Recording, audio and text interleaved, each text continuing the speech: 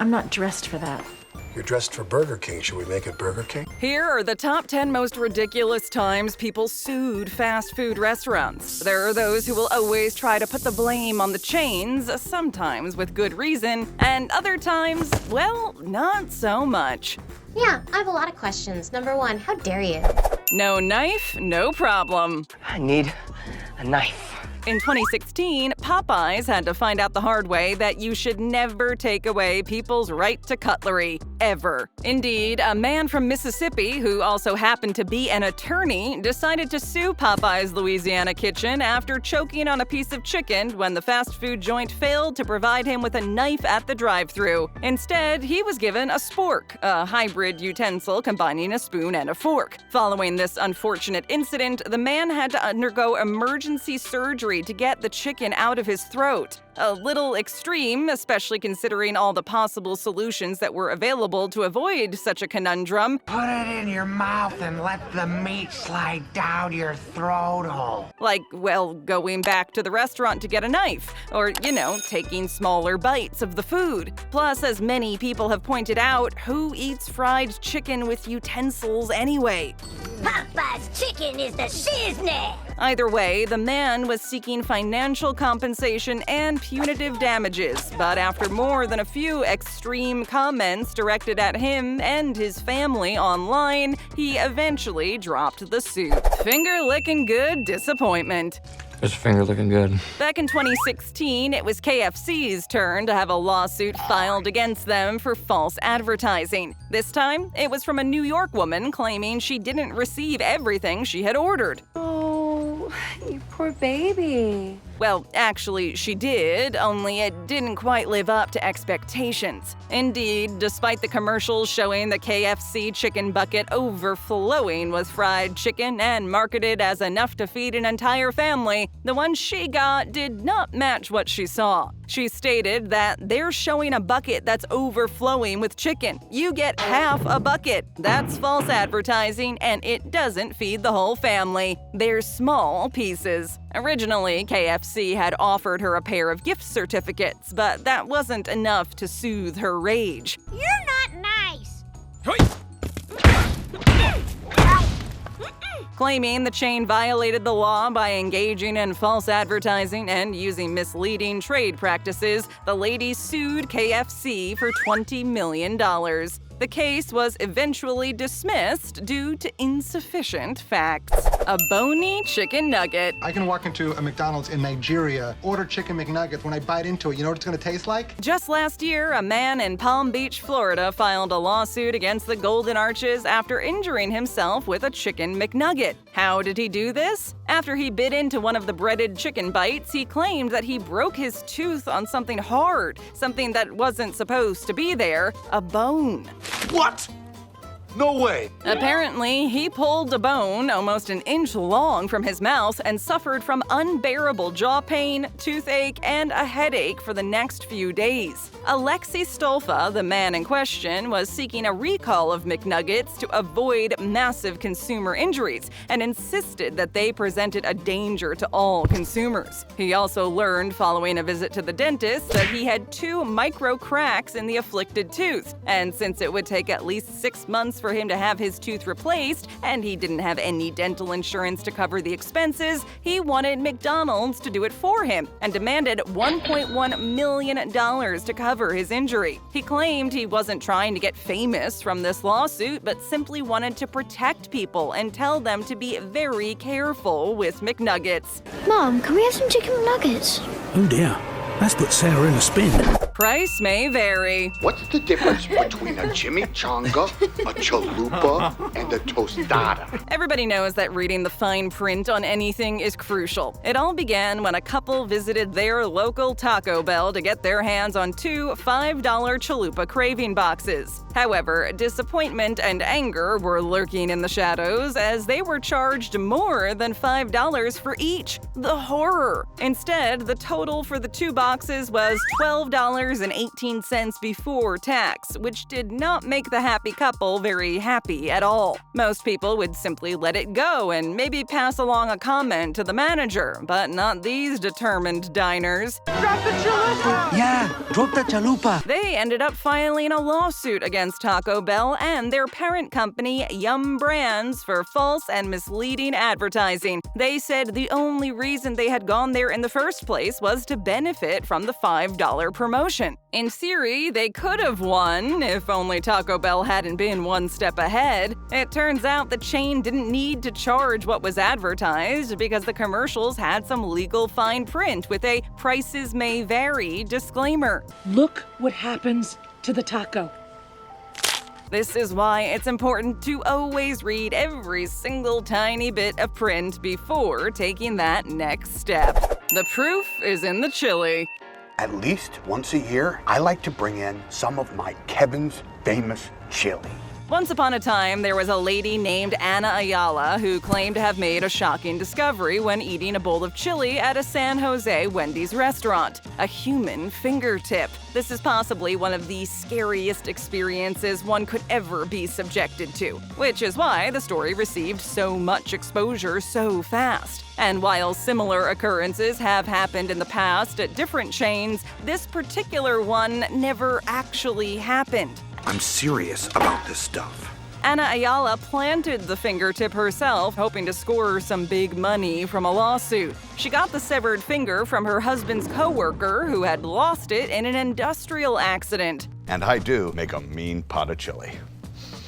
Needless to say, this hoax, thanks to the crazy amount of attention it received, did not go unnoticed. The chain suffered an estimated $21 million in lost business due to her false claim. Charges were brought, and both she and her husband pleaded guilty. She was sentenced to 9 years in prison, but was released after 4 for good behavior. The only condition? She's not allowed to step foot in a Wendy's ever again.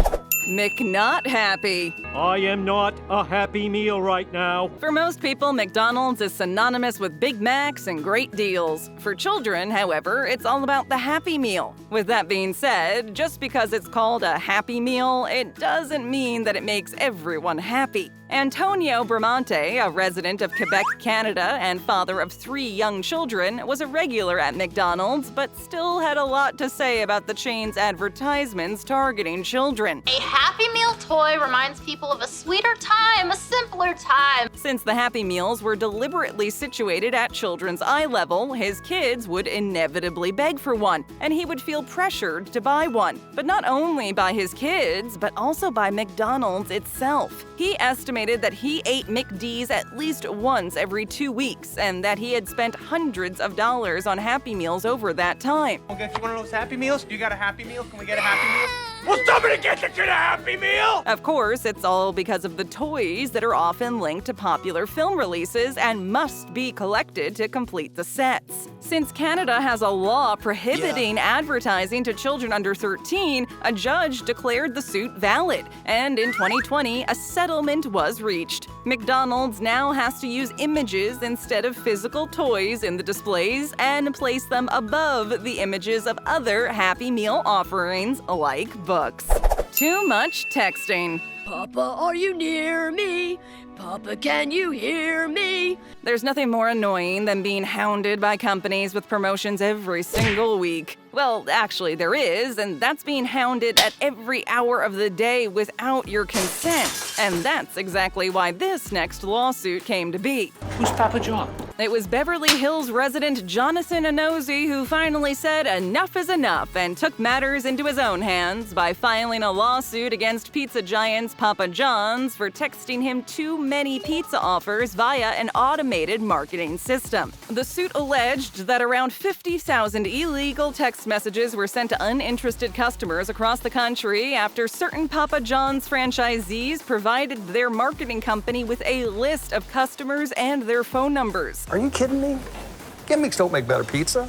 Our people and ingredients make better pizza. The company assured Papa John's that the texts were, in fact, legal because there was already a business relationship between the customers and the chain. Only there is no proof that any customer ever gave consent. Nosy was one of those unlucky few. Only the messages kept coming even after he had texted stop to the robot text system. Since this is considered a violation of the Telephone Consumer Protection Act, Nosy requested $500 for each text he received. He argued that the intensive texts caused him to suffer a significant amount of anxiety, frustration, and annoyance. Subway and its unreliable subs. When Subway opened, they changed the fast food game. But sometimes you gotta refresh to be fresh. The $5 footlong promotion from Subway is probably one of the best marketing campaigns of the last century. Everyone had that catchy jingle stuck in their head, which made you want to get Subway right away. It was a pretty good bargain, too. The problems came about when the truth about the footlong came out. It wasn't actually a foot long. It was an Australian man who made the shocking discovery when he decided to measure his mighty sandwich and post the results online. Next to the ruler, the sub was revealed to be only 11 inches long, which is a full inch shy of its advertised 12 inches. You sit on a throne of lies.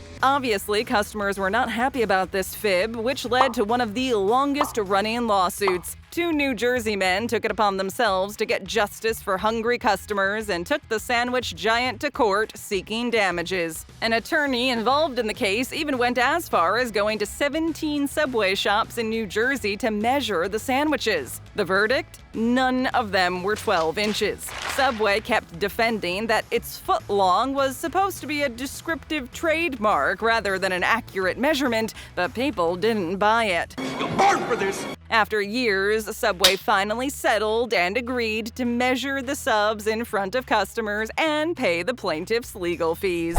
Extra hot coffee.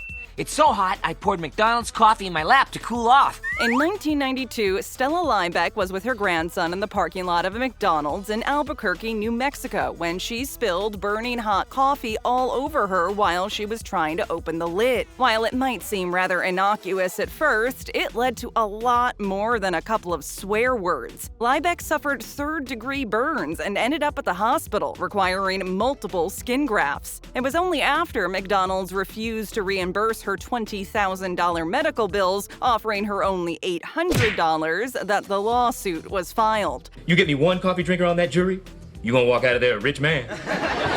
But how hot was this coffee? Up to 190 degrees Fahrenheit, which is at near boiling point. Apparently, the chain was aware of its coffee temperature issue and had received over 700 reports of people burning themselves before the lawsuit, but didn't do anything to remedy the situation. McDonald's claimed that it was the customers who wanted the coffee this hot. I did not.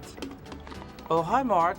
Liebeck eventually settled for less than $600,000, and the fast food chain had to regulate the temperature of its coffee. Ice in iced drinks. Okay, it's coffee. Iced coffee? Tell me it's iced coffee.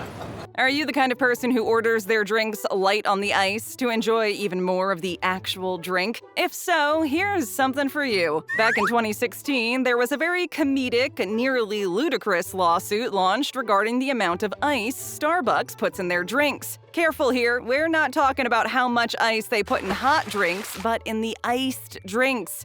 Oh, come on! Yes, really. The plaintiff claimed that Starbucks was loading up their iced drinks with too much ice, almost half the cup, which meant they were getting less of the actual coffee they paid so much for. When the lawsuit came out, Starbucks insisted that ice was, well, an essential component of any ice beverage, and that if a customer was not happy with their drink, they could simply let the barista know and ask for a new one. Basically, they were saying there was no need to get all worked up over ice. Unsurprisingly, a judge dismissed the case, ruling that a reasonable consumer ordering an iced drink would know that the drink they receive will include ice, and in case that wasn't convincing enough, the judge also pointed out that since the cups are clear, it's pretty easy to see just how much ice you're getting, and that all you have to do is speak up. I'm sorry, does your job description entail arguing with your customers? First time here? Then leave us a comment and hit that subscribe button. And for another great video, just tap or click.